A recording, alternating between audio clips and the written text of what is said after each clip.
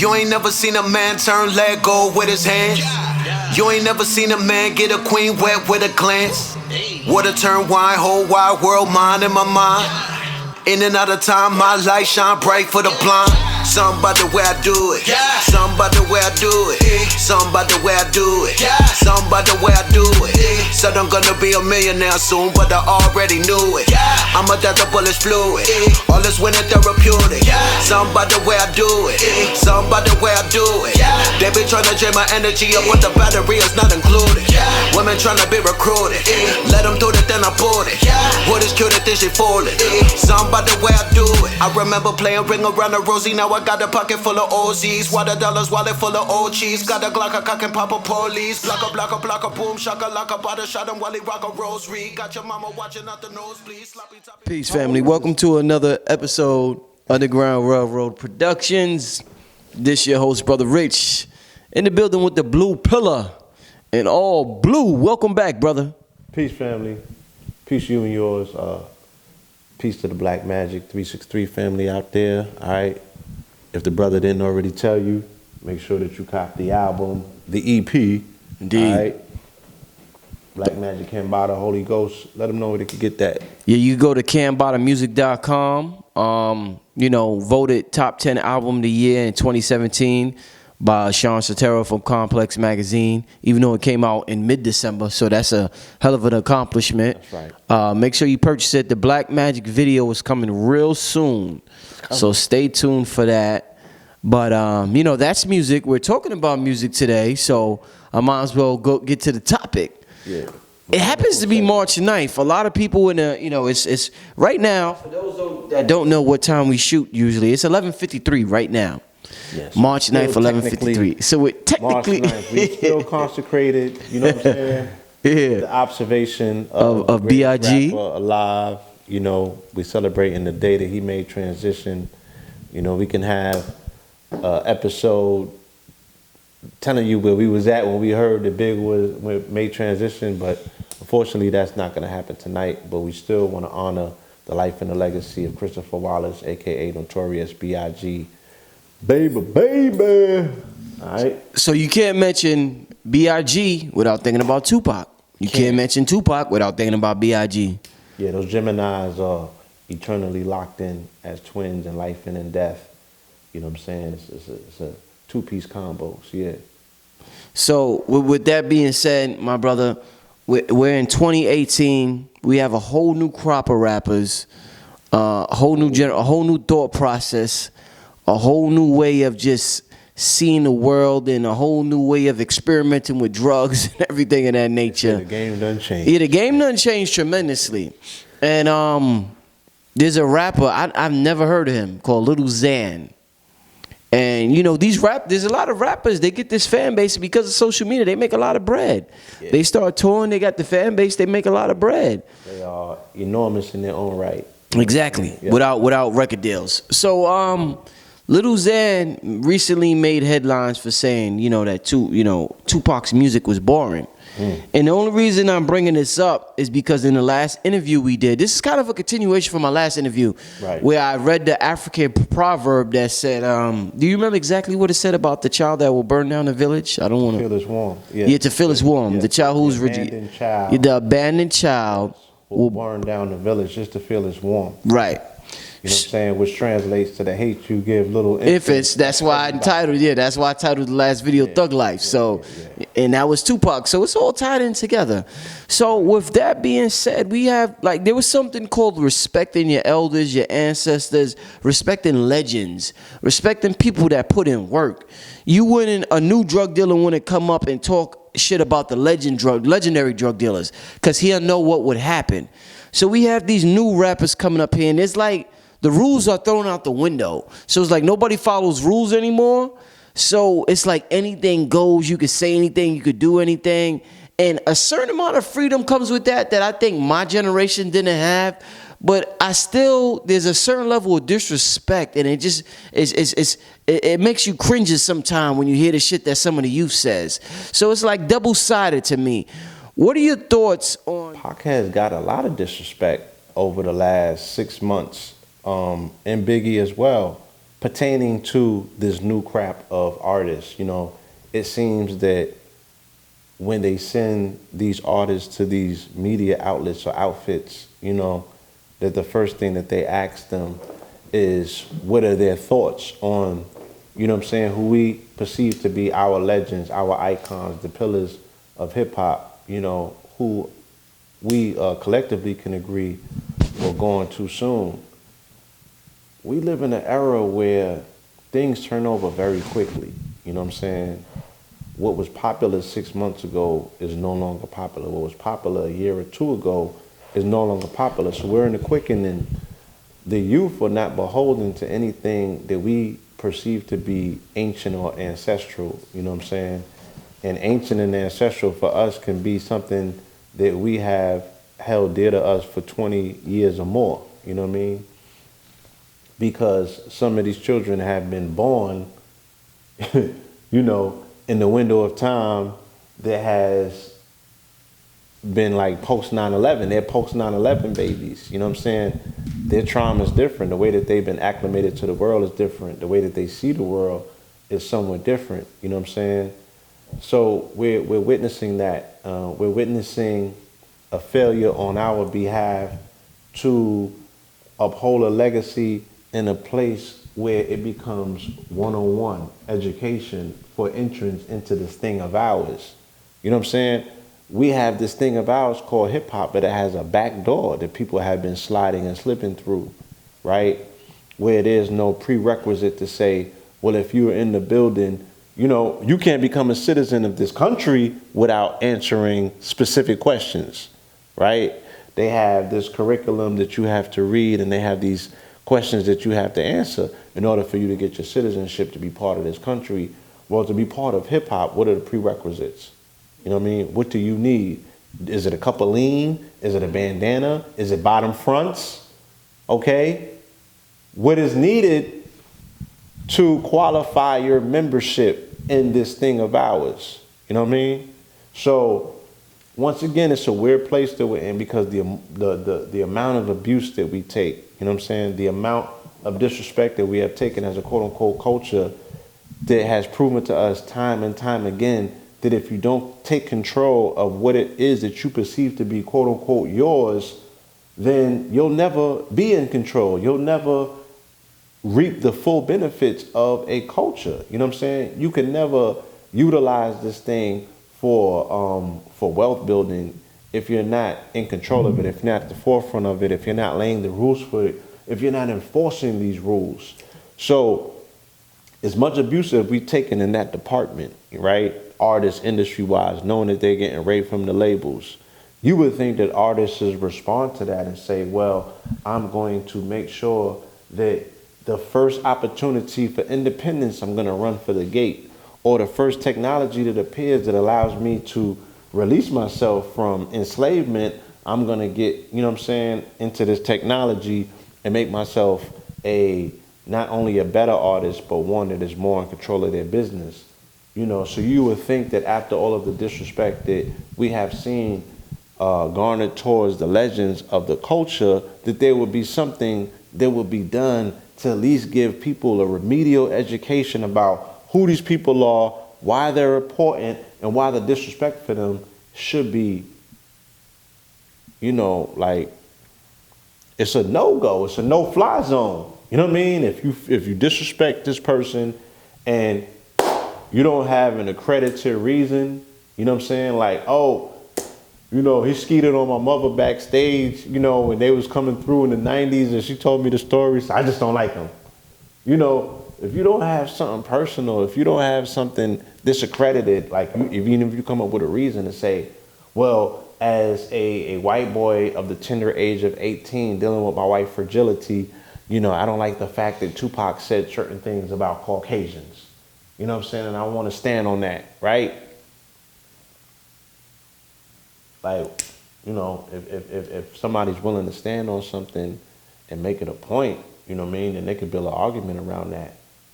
But just for being mentally absent, in a genre in which requires a level of focus, because you're part of something that we hold dear to us, and you should hold it dear to yourself. You know what I mean? I don't think that that's translating with the youth. You know, how we feel about something, they don't seem to care about how we feel about something. And their audience seems to somewhat support them because they don't seem to care or feel nothing about anything as well. You dig what I'm saying? Like, these are the little infants who we have fed and given hate to, and they're dealing with it in whatever way they know possible. I don't have any idea how old this child is, but I think that he's like 18 or 19. You know, I might be guessing. But what is he doing taking Xans? You know what I'm saying? What sort of issues is he wrestling and struggling with where he's you know, hooked on prescription drugs to a point where it's become his identity? And we okay with that? Or is it all a gimmick to begin with? You know what I'm saying? And we still giving artists passes in hip hop that are coming through with gimmicks. You feel me? Like, everybody keeps telling me that the foundation of hip hop and the roots of hip hop was battle. You know what I'm saying? Oh, you take somebody's head off. You know what I mean? It's competitive sport. We always say that amongst ourselves. Nobody went at Eminem though. You know what I'm saying? Nobody be going at, you know, lyrically. Now, nobody went at Post Malone. You know what I'm saying? I think they said Joyce Lucas got a beef with Logic, right? But other than that, you know what I mean? Like, and I don't want to just pick out these particular artists because we're saying, oh, these artists are Caucasians. Let's specify and deal with the artists who have disrespected or you feel have disrespected the giants in the genre. You know, the Lil Yachty's of the world. Okay. I don't think it was Famous Dex. Famous Dex, I think, might have stood up and said something in defense, but the Lil Uzis and now the Lil Xans of the world. And I'm sure that there's a longer list and I'm leaving certain artists off. You feel me? But why is nobody taking their head? I'm not talking literally. I'm just saying in the craft, you know, in hip hop. You know, because it's supposed to be a blood sport. It's supposed to be a battle sport, right? So why does all of these weirdos get passes? You know, that's something to ponder.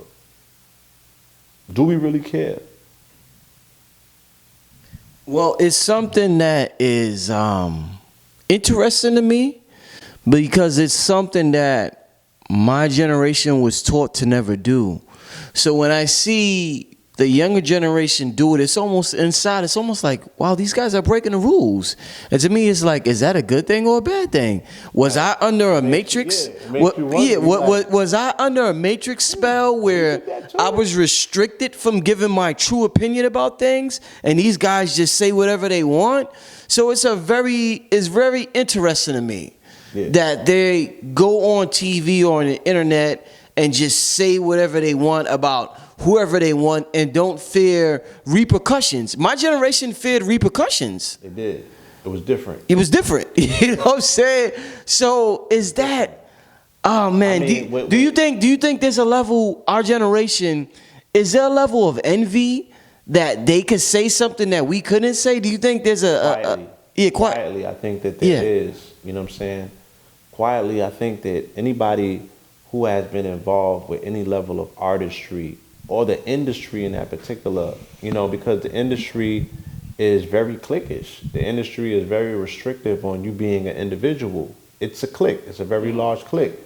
So I think that older artists are quietly envious of the freedom of the internet, not only based on expression, but also based on the ability to organically build fan bases. Okay. You know what I'm saying? And not only build these fan bases, but integrate them into everything that you do, where you can pitch directly to them. You know, like you said, these artists are popping off on SoundCloud. These artists are popping off on Instagram. They're popping off on YouTube. You know, I ask people all the time, who's Tekashi's record label? Nobody know. But he's the conversation. You know what I'm saying? He's the dominating conversation. Millions and millions of marketing dollars will be required from an industry-based label to get an artist as quote-unquote popping as that. That's him, yeah. You feel me? But he's doing it organically through the internet. So I feel that any technological age, any changing of the age, you know what I'm saying, technological-wise is going to cause some sort of resentment because we obviously see there's some sort of a digital divide because older artists don't understand the dynamics of the internet.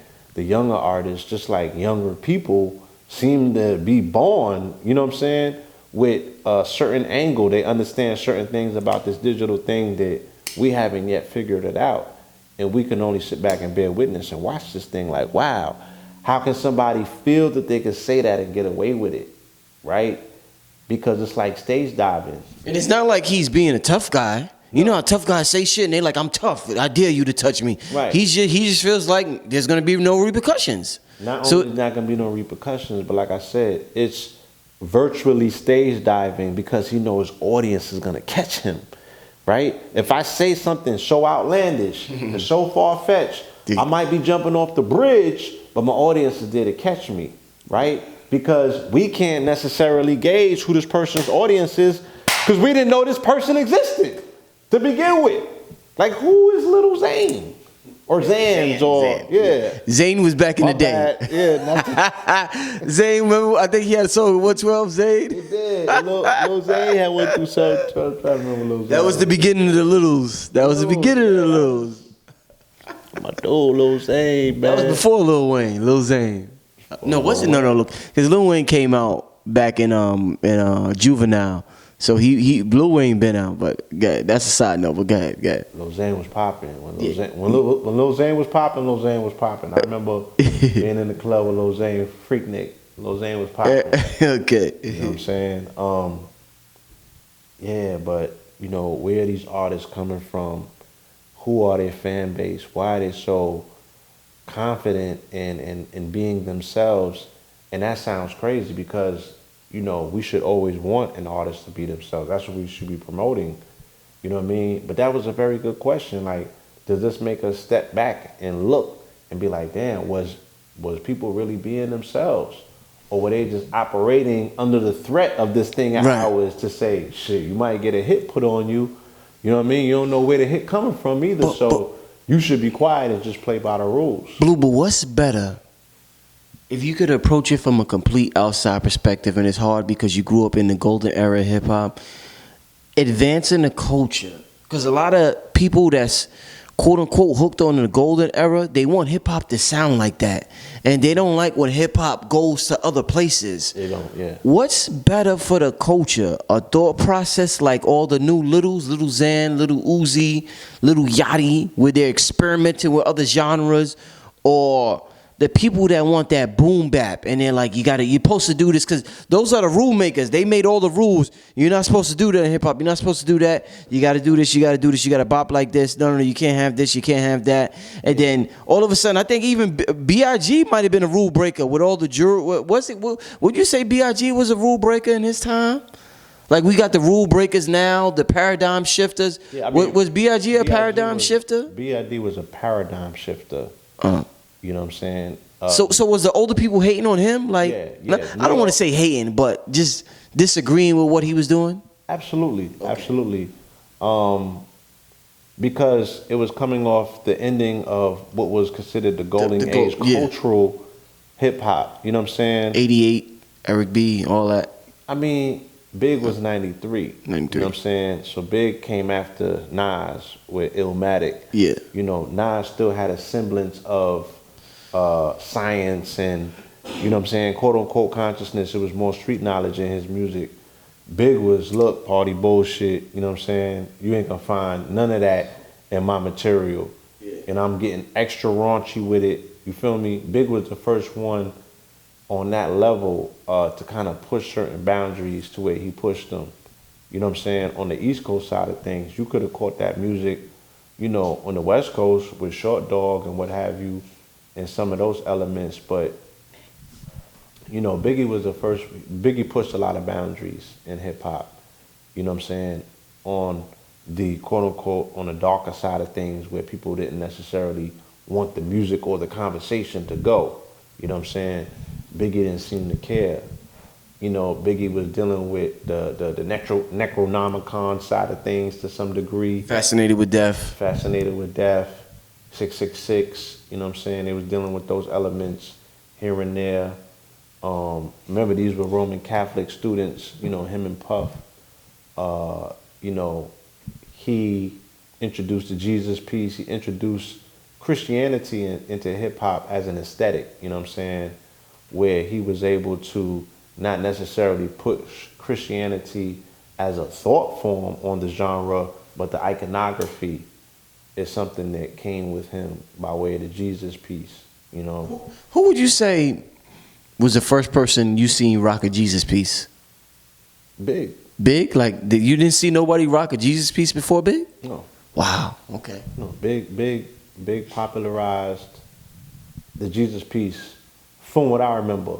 You know what I'm saying? He went to Jacob, and that was something that he kind of broke out. You know what I mean? Then I seen like Ghostface and them pop off with it. Then Jay popped off after Big. You know what I mean? But yeah, I would say Big was the one who pretty much popularized and brought out the Jesus piece, or the Jesus aesthetics in hip hop, where it was a Caucasian, let's be clear. You feel me? Like, culturally, we were still trying to hold on to certain things in hip hop and paint it a different way. And, you know, son, he came and kicked in the door, and he did things his way. And it was hard to go against that because he was controlling the wave, you know what I'm saying? And then there was many other things that he introduced that to now we take for granted because it's a mainstay, you know. But at that time, it was going against the current. Lil Kim was going against the current. Yes, she was. Yes, she was. It was going against the current. And, you know, he helped popularize not only the fact that she was riding shotgun with the hottest rapper in the game at the particular time, but he wrote her lyrics. You know, he you know, they have audio references where you can, you know what I'm saying, hear him spitting the majority of those songs. He wrote them lyrics. Let me ask you, Lil Kim came out in about what year? That was about 90 what? 93, 94. But when she came out with Hardcore, when she really, that was about... That probably was 95, 96. So, all right, I'm sure you had a perspective of Lil Kim in 95. Then after you seen her impact, you had a perspective of her in 2000, let's say 2001. It's 2018 now. Do you still view Lil Kim, because a lot of people feel as though she corrupted women's minds from her raunchiness, from her sexuality, from her poses, and she created the Nicki Minaj's of the world and everybody else. Do you still feel that way? Some people feel differently about Lil Kim now than they did in let's say the year 2000 because of the Me Too movement, because of everything going on and everybody knowing how much women have been suppressed with their sexuality, or with them just being who they naturally are, just saying things. Like, she was saying things like, she was telling females that they need a sucker, you know what, and this and that, and take it in the... Yeah, take it in the... What, you know what I'm saying? So it's like, man, in 2018, do you look at Lil Kim differently now than you did in 99 or 2000? Or is it the same? I mean, I'm a different person in 2018. Yeah, then that's why, yeah. You know, when her music came out, not only was I going to school with her, but I also was, you know, occupying the same neighborhoods that she was growing up in. So I was able to not only bear witness to her as a person, but I also understood her surroundings. You know what I'm saying? I understood the environment that she came from. I understood the story that she was telling. And it's unfortunate, you know, that she took that story and popularized it to the world, because her environment, her upbringing, her lifestyle was all based on conditioning, you know, based on that environment, you know, based on the elements in that environment. Not everybody was living that life, you know what I'm saying? Not everybody was exposed to those elements, you know. Not everybody was under those levels of pressure, you know what I'm saying, to acclimate to that environment, to go along and get along. You dig what I'm saying? So she popularized that conversation and exported it to all corners of the planet, you know, and it terraformed people's mentality. It terraformed not only the females' mentalities, it also terraformed, you know what I'm saying, male sentiments towards women. Now let's be clear, a lot of what Puff and Big did was strategically to compete with the ethos that was coming out of the West Coast, you know what I'm saying? And the ethos that was coming out of the West Coast at that particular time was dealing with a level of degradation to women that we hadn't necessarily seen on the East Coast, because I've said it in previous clips, this is the only bastion of quote unquote Black America where women were afforded a voice. You know what I'm saying? Everywhere else, women were dealing with a level of subjugation, whether it be deep down south, Midwest, or the West Coast, right? It was more of a pimping mentality. Look, this woman has her place. She know what her roles is. She doesn't necessarily have a voice in society. She's secondary but necessary. You know what I'm saying? And if necessary, we're going to get some bread off of her. You know what I mean? We know how to do that too. Whereas New York at that time was the only place where a woman could say, who you calling the bitch? You know what I'm saying? And they had this whole idealism of UNITY. This was a liberal bastion, you know what I'm saying? And women were expressing themselves in that particular way. Not only, feminism and liberalism and all of those very thin lines, you know what I mean? Consciousness was being expressed from the female MC, you know what I mean? But it was an East Coast based female MC, in particular, not only East Coast based, but upper Northeast, all right, female MC, from your Queen Latifahs to your Moni Loves, to your MC Light, to your Bahamadia, to your Heather B's, you know what I'm saying? All of these powerful, iconic female artists that had a mainstay in regards to their expression of whatever the female dynamic was at that time. These were all of the voices that were present. Lil Kim came about and she shut all that shit down. Oh, Rod Digger, you know, the lyrical expression, you know what I'm saying? Oh, you could be a female and, you know what I'm saying, hang with the best of them lyrically, you know what I mean? You can hang with the boys or what have you. You know, Lil Kim came and told a story of shorty that was getting jumped off by the boys, who was hanging with the boys, but, you know what I'm saying? She was, you know, she was a boy, she was a toy for the boys or what have you. So that story got told, that story got popularized, that story got exported, right? Mentalities got terraformed globally, you know what I'm saying? And what we have today is what we have today. I don't blame Lil Kim, you know what I'm saying? I think that art is a beautiful thing because artists have the ability to supply soundtracks to things that have yet to be popularized in society, right? Some things are popularized and they don't have soundtracks. Some things are underground and they're not even known, right? The Day of Light has not even seen these things yet. And then music could come about and cause a sudden sprouting of these things into the, you know, into the daylight. And then people are in awe and amazement, like, oh, what is this? I had no idea that this existed. Mm-hmm. Then there's things that already have existed and they don't have popular soundtracks, like Consciousness, right?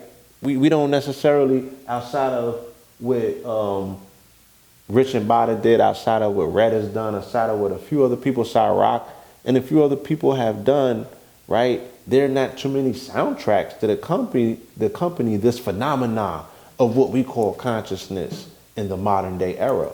You feel me? So there's always an opportunity for something to come along and put that thing together to be like, oh, this is the way that I'm expressing the sentiments of this thing that has captivated so many people collectively. So people that were in the streets, that were experiencing a new level of freakiness, you know what I mean? By way of these young women who were being acclimated from older gentlemen that they were in relationships with, right? Also were dabbling in them might have looking at porn, and porn was taking a turn at that particular time because you had the Heather Hunters and the Janet Jackmees, and you know what I mean? It wasn't your regular crop of Vanessa Del Rio and Ebony A's, and you know what I'm saying? Like I said, when I was young, we could count porn stars on our hands. You know, that started turning, right? And all of that was a reflection of hip hop. You know what I'm saying? The women started doing different things and they started looking different and younger, and they were more acclimated to what the culture was at that time, and that was hip hop. Lil Kim, from a marketing standpoint, came along with a conversation that culminated all of that into one thing, and it caught on like a wildfire. And she spoke to something that was suppressed in women. Let's be 100. Sexuality. You know what I'm saying? She spoke to a level of sexuality that had been taboo. It had been, you know what I'm saying? It was the last frontier that had yet to been explored. And that was to give women the freedom to do as thou wilt. All right? And it also was at a time when the majority, you know, a larger portion of society of women were being introduced to drugs, a newer drug at this particular point, which was marijuana, which again, when I was younger, the majority of women were not weed smokers. They didn't dabble in marijuana like that, you know what I'm saying? But leading up into the mid to the late 90s, that percentage grew exponentially. And as more women experimented with marijuana, you know what I'm saying? That I'm trying to tell you, because I was in the streets and I was in the traps, shit just started getting a lot more freakier out here. You feel me? And they had the soundtrack music to go with it. You know what I'm saying? They were willing to take more sexual experimentational risks. You dig? So that's what happened. All right, there's certain words that prevent people from doing or saying things. Phil Valentine had a name from them. I don't remember the name, but like, you don't want to say something about the people that run the world because you don't want to be labeled anti-Semite, like Farrakhan's recently labeled, or you don't want to say something about the homosexual culture because you don't want to be labeled a homophobic. Right.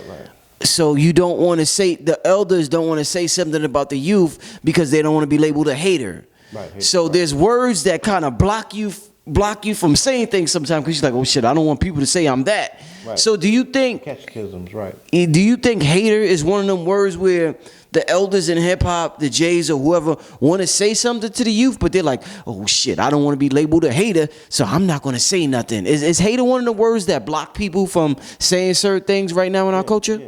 That label, you know what I'm saying? That label can go both ways.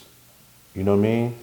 Like I said, the youth seem to know their audience a lot better than the elders, because social media gives you the ability to sit back and study your audience. You know what I'm saying? Right.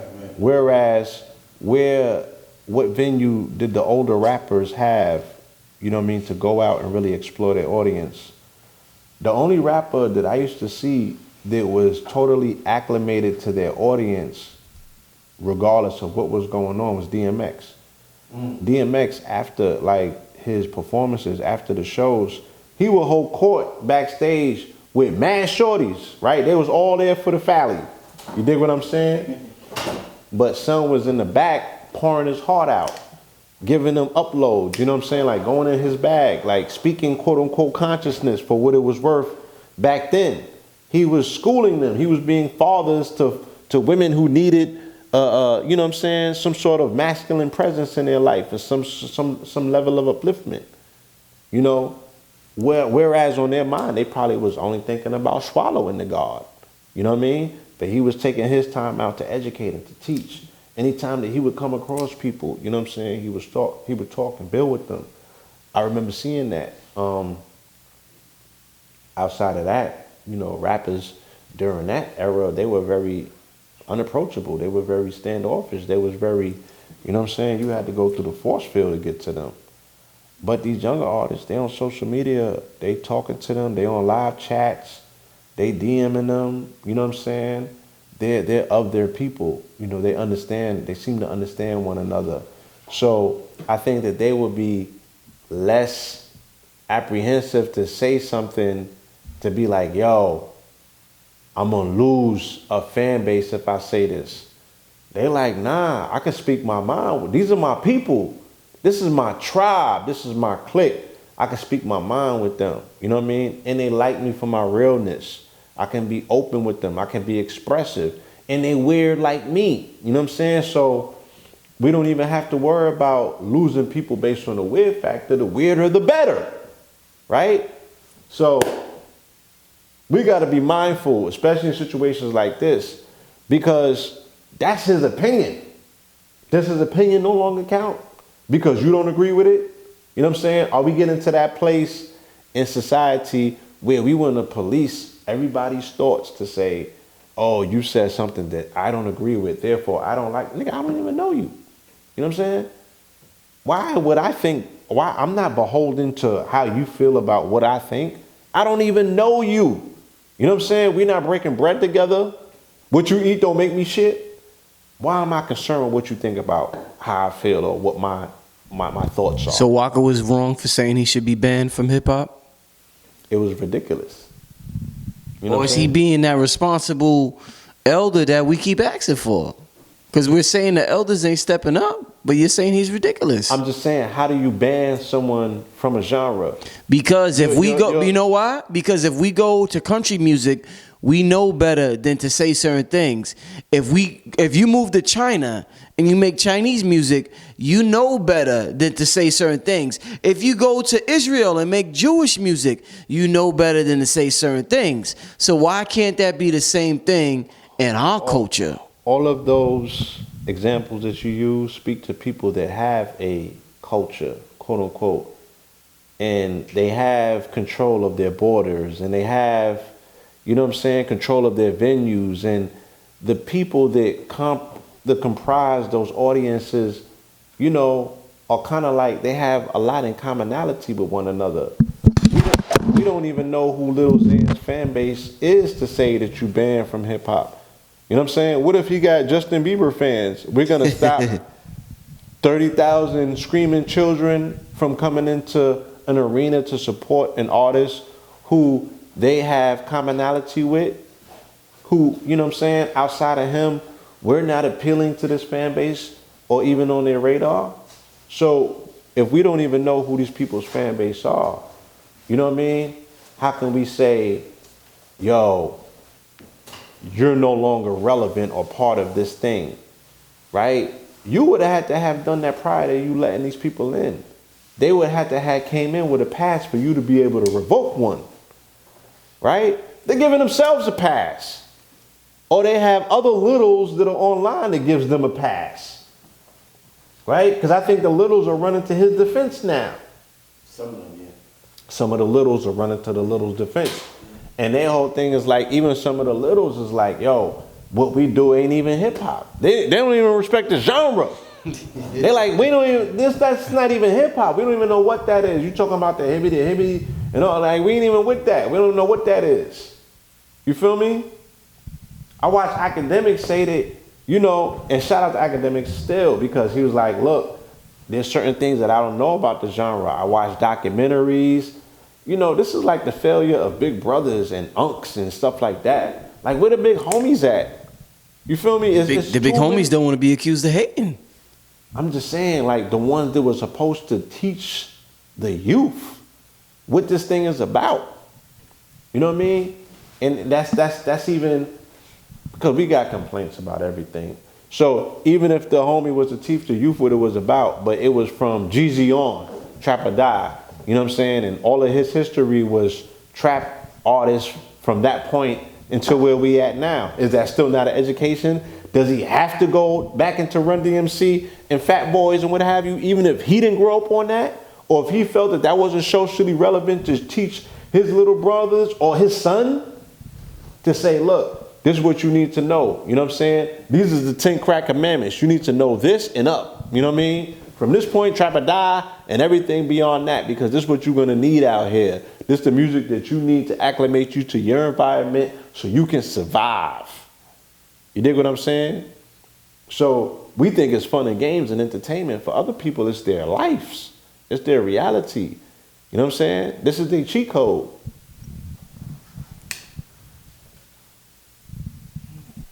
Indeed, man, indeed. This is their cheat code. Wow, man, that's deep. Well, man, I definitely appreciate this segment.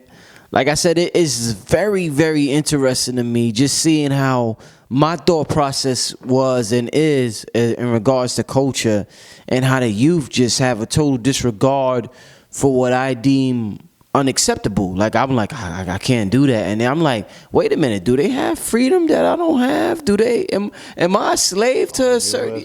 You know what I'm saying? So it's like I'm examining this criteria that needs to be reviewed. Yeah, so it's like I'm examining this and I'm learning and I'm teaching at the same time.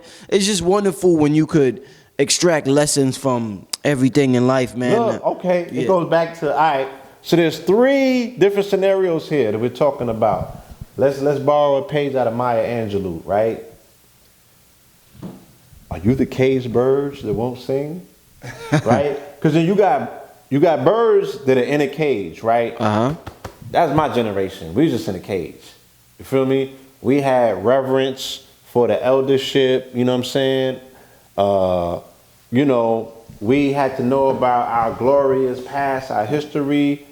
I was born in 75 family, so I was born into a household that, you know, you had all of the, you know what I'm saying? The pictures of the Black Panthers were still up there, and you know, you still saw remnants of that in the street. You dig what I'm saying? So you was exposed to history, you know what I mean? And you had to know a little bit of something, because it was still, the political climate was pretty much charged, especially in New York City in the late 80s and early 90s, based on what was going on out here, the mayors that we had. There was never a lull in activity in my lifetime where we didn't know who the police was, who Europeans was, you know what I'm saying? Who we were as people, X, Y, and Z. And in the midst of all of that, crack cocaine was taking place. So the eroding was taking place at the same time. It was juxtaposed. It was taking place. Everybody wasn't experiencing it at once. Then your generation comes, right? You the bird in the cage, but the door's open, but the bird won't go nowhere. Okay. You know what I'm saying? They generation? Oh, nah, they the bird out the cage. They the bird out the cage. Okay. So if we could paint a picture, that's what we dealing with here. Bro, that's what we talking about. That was deep. Wow. You dig what I'm saying? Wow. That was dope, bro. That's a hell of an example, bro. Remy's innocence. Wow. You know, it's funny you said, I just watched a video from Ralph Smart early on Instagram. And it was like an animal. I think it was a horse. And the horse was in something like a barn or something. And he was like 3 feet above the ground. And he was so scared to jump so scared. It took like 5 minutes. And Ralph said in the caption, 3 feet though? Stop overcomplicating things. It was like literally like I'm sorry. 3 inches. 3 inches. That's what I meant. Thank you. Yeah. 3 inches. Yeah. No, I meant 3 inches. So it's 3 inches from the ground, and the horse just keeps contemplating it, like, oh shit. I don't know if I should jump. And then it just does it, and it's easy as shit. So it's like, wow, maybe it's the same for us. And that example you just gave, man, wow, Blue, that was a hell of a way to end this segment. Man, I don't want to say no more. What I do want to say is that Blue is about the cold episode of Black Mirror. It's going to be off the hook, man. It's going to be a Patreon exclusive. Everybody who is on Patreon, I appreciate your support. We know what's happening with net neutrality and just, you know, the censorship of certain information with YouTube and Facebook and different social media, Instagram. They're going in right now. Yeah, they're going in. So please support me for putting this information out there. But Black Mirror is so important, man. I swear it will change your life if you look at it from a certain perspective. So we're trying to teach about certain perspectives, looking at these movies so we can learn and benefit from them and not just see them as entertainment. Right. So Blue's going to go into that this week, man. Blue, we're going to touch on Blue. I didn't even tell Blue this yet, but I'm going to tell everybody at the same time, Blue and y'all included. Blue, I want to touch on the San Junipero episode. So I'm gonna send you the information on that. But the Sand Dune Apparel episode, it deals with time travel. It deals with all types of stuff, man. Technology, man, reincarnation, all types of stuff, man. So it's gonna be real deep, metaphysical, spiritual, all of that. Sign up to Patreon, show support to this channel. If not, sign up to that Patreon. Yeah. Man. Send that PayPal. Do what you need to do. And Blue's always got this fly gear on, man. Make sure you support paranormal.com. Go to paranormal.com. We appreciate the love that, you know, we have been receiving thus far. Soulgoldbiz.com, SOLEGOLDBIZ.com for that gold, platinum, silver, you know, the liquid minerals, the monatomics. MyPowerPieces.com for the good jewelry and all of that. Twinthealbum.com to pre-order, you know what I'm saying, this epic presentation that we're about to offer the world.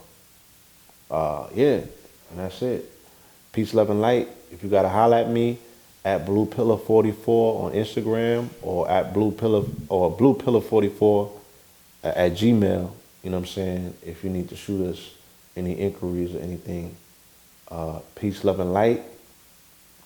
You know, it's a lot of artists out there. It's a lot of music out there. It's a lot of cross-genre music taking place. It's very hard to identify who's who and what these days. You know what I'm saying? But we live in a place where we're very clear, man. Like, hip-hop has not been the same since we lost Biggie Smalls and Tupac Shakur. You feel me? And I don't really know if it's more about the loss of talent, because they're talented artists that are in the genre, that are in the game, that are here right now. You know, Kambada is one of the illest. You know what I'm saying? Jada and Kiss is Illmatic. Planet Asia, Black Thought. You know what I'm saying? I just seen Royce on Funkmaster Flex. Like, these people are, they somewhere else with it. You know what I'm saying? Like, off the planet, like off planetary skills with the command of the Queen's broken language. Like, you know what I'm saying? They have transcended. And there's so many others. There's so many others. It's such a beautiful art form, but our hearts are still broken. You know what I'm saying? Like, our hearts are still broken. You know, when you are robbed of the promise of tomorrow, the potentiality that older Tupac Shakur represented, a matured Biggie Smalls represented, you know what I'm saying? The direction that as a man coming into his manhood would have been able to provide to a little Kim, you know what I'm saying, to help grow her up, you know, where the direction of femininity and womanhood might be somewhere different today. Because, you know, our children, like the children that follow Peter Piper, they follow the music. You know what I'm saying? It's a factor that we can't overlook, and we have painstakingly tried to explain that over and over and over in these segments, just trying our best to lay it out, to be like, look, because I grew up at a time where rappers were in denial, and they were saying, yo, my songs don't have no bearing on society. You know what I'm saying? Like, I'm not responsible for this, or I'm not responsible. I'm just making music. Y'all making too much of a big deal about it. It's just music. Well, now we are living at a time where we can see the effects of that. Now we're living at a time where we have enough proof to say, nah, homie, it's not just music. You know what I'm saying? Those vibrations that you're putting out are terraforming people's mentalities and their consciousness and the reflection in society. You know what I'm saying? And just as art imitates life, life imitates art. You know, there's a symbiotic relationship taking place there. So once again, you know what I'm saying, we take these opportunities to glean from the headlines to have a deeper conversation, you know what I'm saying, with the family. We hope that you have enjoyed it. You know, I appreciate the feedback that we have been getting from the last video. That's definitely a conversation that we want to expound upon at some time as well. All right, thank you, peace, love, and light. Peace, family. Hey.